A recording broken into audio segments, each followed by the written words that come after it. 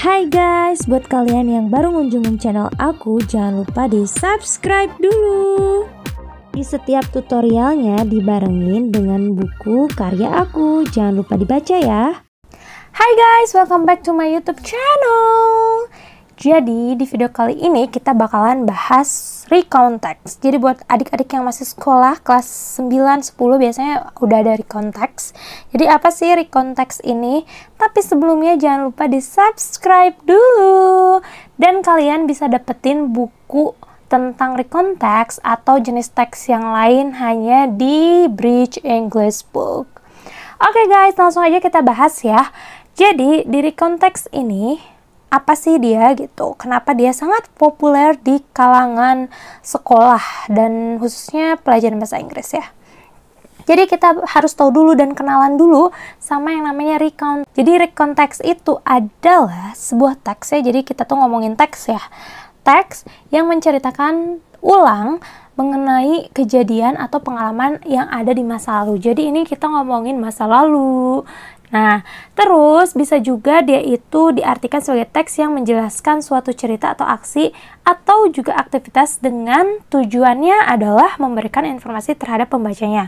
Jadi boleh kita nyeritain masa lalu atau nyeritain seseorang yang tujuannya buat ngasih tahu informasi terhadap pembacanya.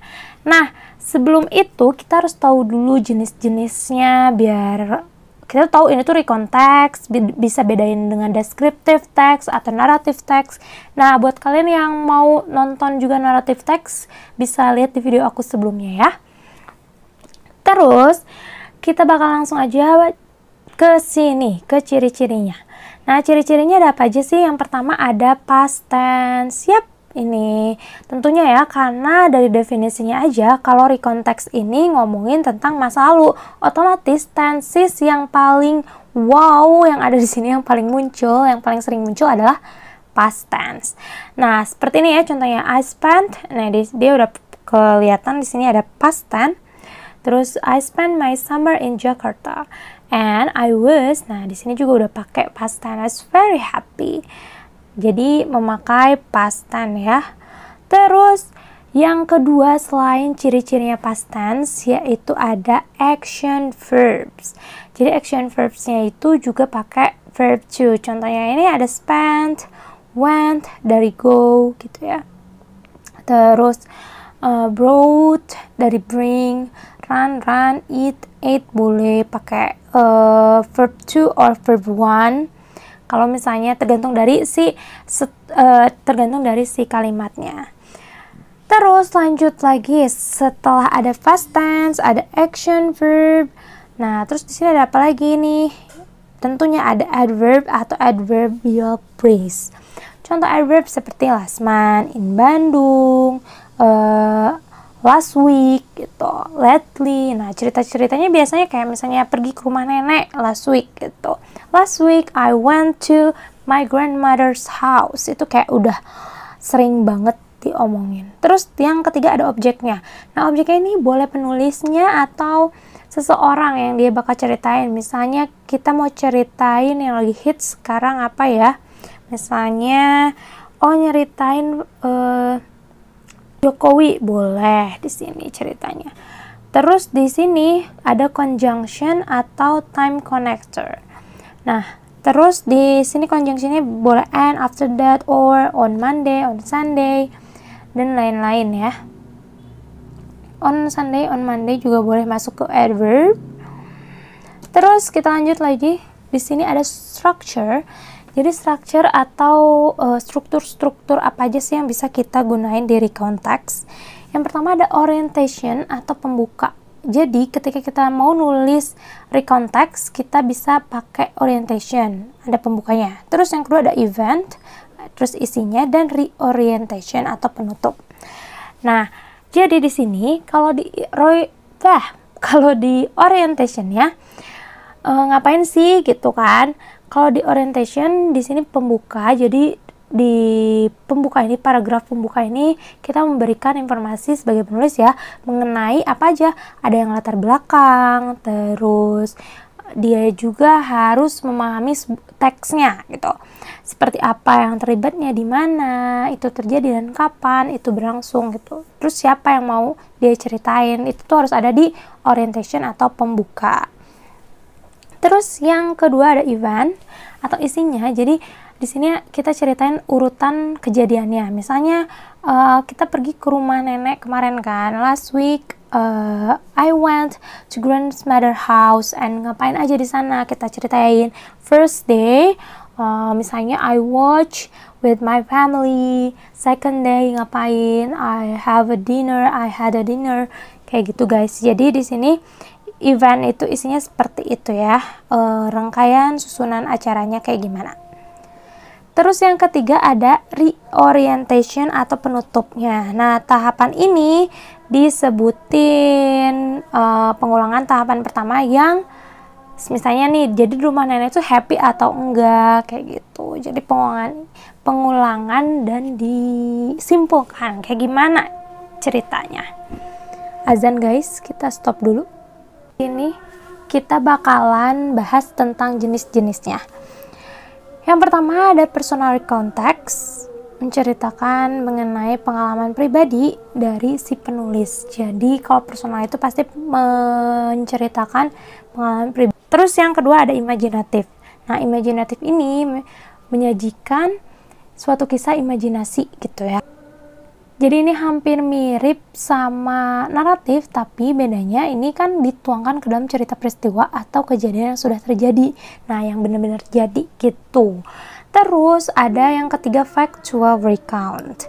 Kalau factual recount itu ya seperti namanya fakta ya, factual. Jadi menyajikan laporan peristiwa yang benar-benar terjadi atau berlangsung, yang sedang berlangsung atau yang bernamanya fakta. Terus yang keempat ada yang namanya historical recount.